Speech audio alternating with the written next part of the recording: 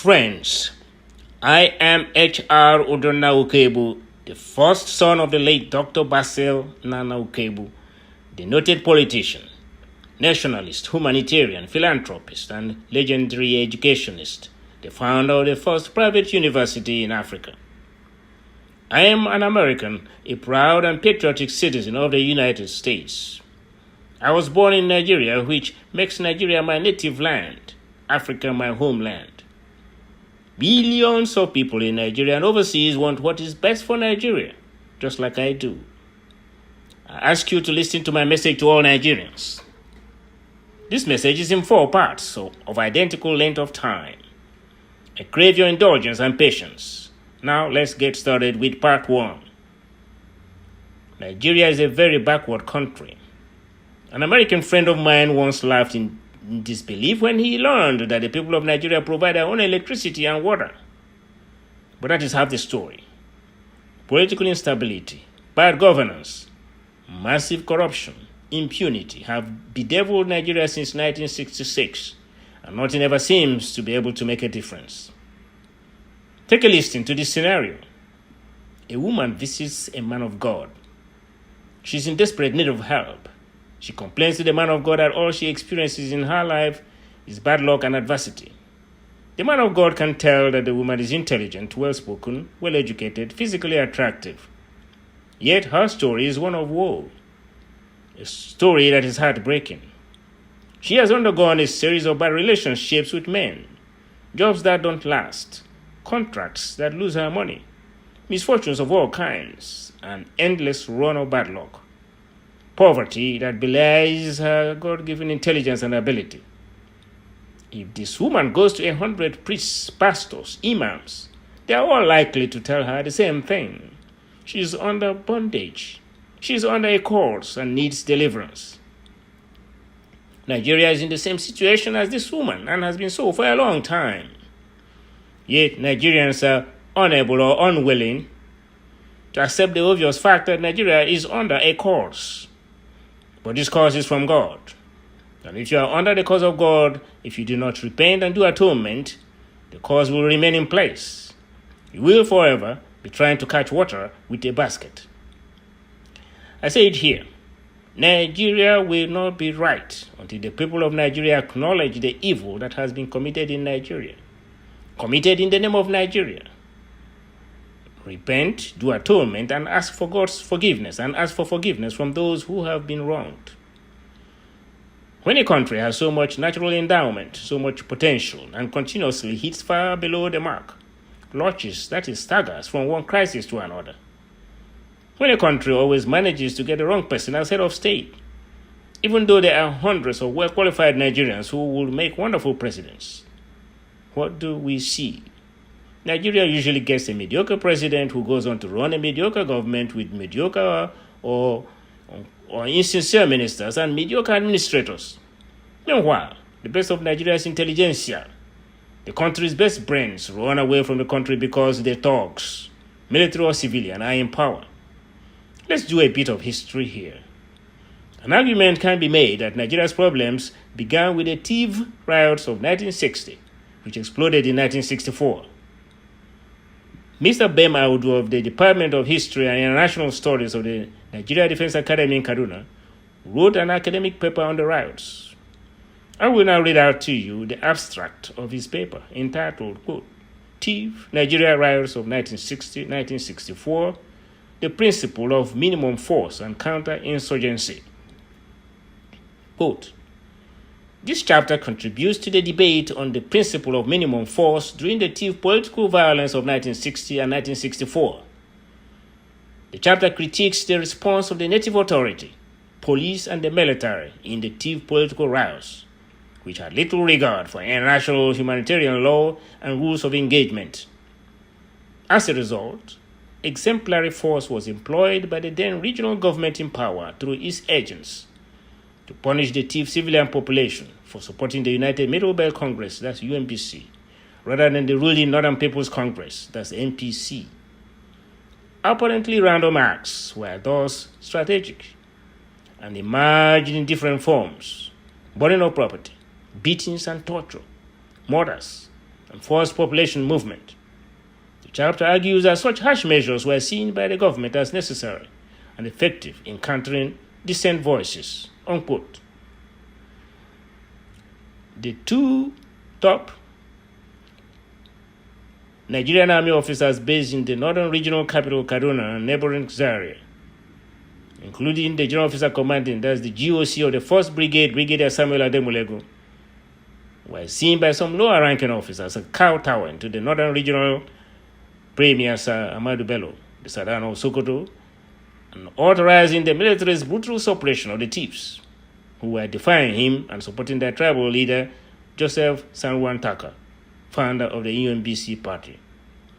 The premier was also jailing and torturing the Talakawa, poor people in Kano, who supported Alhaji Aminu Kano and his party, the Northern Elements Progressive Union, NEPU.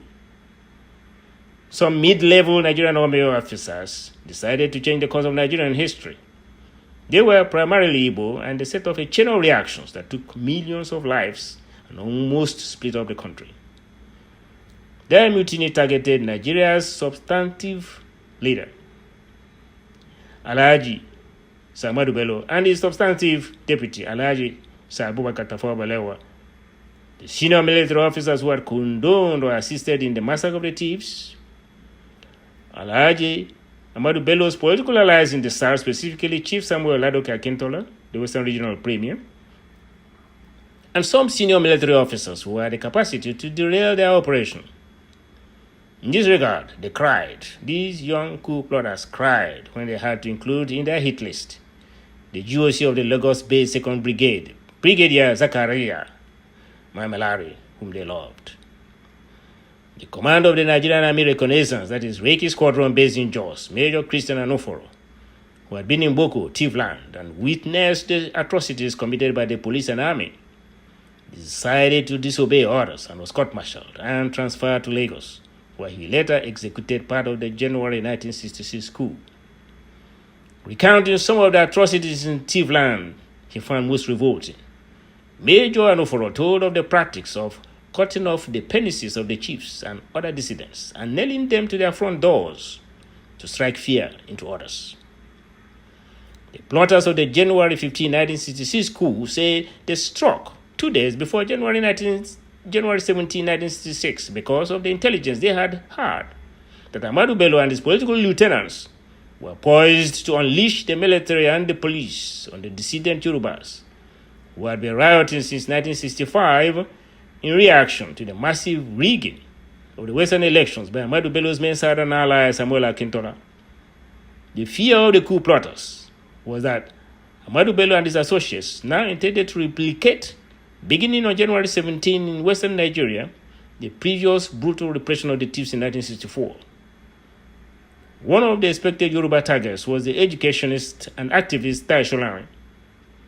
Mr. Sholari was reportedly tipped off by coup leader Major Patrick Chukwuma Kaduna Nzogu, and he repaid Nzogu by providing free education after the Civil War to Nzogu's younger siblings at Mayflower School Ikenne, which he owned. As the mayhem, bloodshed, and arson consumed the Western region in 1965, not a single Yoruba member of parliament spoke up. Their tribal leader, who could have said something, Chief Obafemi Awolowo, was in prison in Calabar, convicted of trying to overthrow the democratically elected civilian government of Prime Minister Sir Abubakar Tafawa Balewa, who was Supreme Leader Ahmadu Bello's viceroy in Lagos, the seat of government. The dictionary meaning of viceroy, Viceroy, is, quote, a ruler exercising authority in a colony on behalf of a sovereign, unquote. The Yoruba parliamentarians in Lagos were collectively tongue-tied as their region was going through hell in a handbasket. On Wednesday, January 12, 1966, 3 days before the military coup, a member of parliament took the floor of the House to make a shocking statement. That man was my father, Basil Nana Ukebo, the chief whip of the National Council of Nigerian Citizens, NCNC, in parliament. Nigeria's top national newspaper for decades, the Daily Times, covered that sitting of parliament and made its report the following day, Thursday, January 13, 1966, issue number 17,924. The story was on the front page with a banner headline, MP calls for a debate on West. There was a smaller subtitle, quote unquote, uproar in Parliament. I will now read the newspaper report to you. Tempers ran high in Parliament yesterday when a member, Mr. Basil Ukegbu, Owerri Southwest, demanded that federal government initiate a vote of confidence in itself and watch members' reactions. And for 40 minutes, business of the House was interrupted as members from all sides engaged in heated exchanges. Mr. Ukegbu said he made his demand because members would have no opportunity of moving a private member's motion on the Western Nigeria situation during the current sitting. Quote, "It will be a failure if this House rises without debating the situation in the country, and especially the Western region," he said. Mr. Ukegbu went on, quote, "This country is sitting on a tinderbox and at the edge of a precipice," unquote. Then he asked, quote, "Are we blind to ourselves by walking into a precipice?" He said there was no acknowledged leader of opposition who could move a motion of censure on the government, and argued that since it was not possible for him to move such a motion on the federal government's handling of the situation in Western Nigeria, the government should move a vote of confidence in itself. Quote, "By this action, members will be afforded opportunities of making points. A fresh air will then be breathed into the country," unquote. Speaking of Mr. Ukegbu's call, the Minister of Works, Alhaji Shehu Shagari, said that it was an inappropriate time for Mr. Ukegbu to introduce a debate. Quote, "He is seizing this opportunity to introduce a smear campaign against the government," the minister said. Alhaji Shagari accused Mr. Ukegbu of having, quote, "imputed motive and shown categorically that he and members of his clique have no confidence in the government," unquote. Quote, "If they feel so, why not start in their own camp and vote no confidence in the ministers within the ABGA," unquote. Speaking on the subject, the Minister of Mines and Power, Alhaji Maitama Sule, called for honesty, quote, "if we are to conduct the affairs of this country," unquote. I hate to feel that some members are determined to incite members of the public," he said. Quote, "In the circumstances, therefore, I will appeal to members to be realistic and not try to bring up points through the back door," unquote. In those days, before the construction of the east-west expressways we have today, one driving to Lagos from Owerri had to traverse several cities in western Nigeria.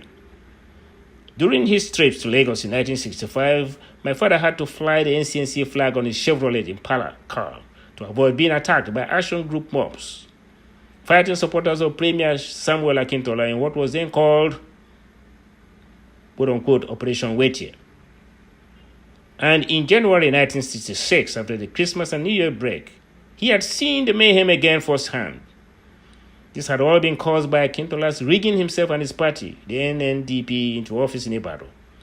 A travesty challenged by the then University of Ibadan lecturer Wole Soyinka, who, wielding a gun, had seized the news studio of the WNBC radio in Ibadan to announce what he called the authentic results.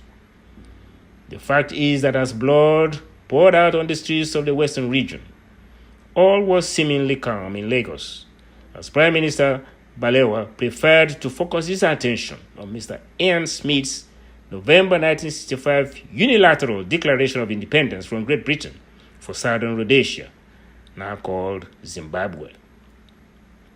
Imagine if other parliamentarians had taken that quote-unquote vote of no confidence on Balewa's government that Wednesday, 3 days before the coup. Imagine if Balewa's government had been brought down. There will have been no military coup, and these last 53 years might well have gone differently. Arguably, that good man, the eloquent, modest, mild-mannered Abubakar Tafawa Balewa, might well have acted differently had he not been controlled by someone else. Balewa was from the minority Gere tribe in today's Bauchi state, although his mother was half Fulani. And although a co-founder of the NPC, he was quickly dominated by Ahmadu Bello and his fellow Fulani Hausa Kanuri oligarchs. It's much like we see today where Hassan Rouhani, the president of Iran, is under the control of the current supreme leader, Ayatollah Ali Khamenei. Balewa's failures are what led to the coup of 1966 and the beginning of the commission of more atrocities and massacres upon massacres that have brought this long-lasting curse on Nigeria as a nation. Thank you for listening. I'll continue this message in part 2. Please continue to watch and listen.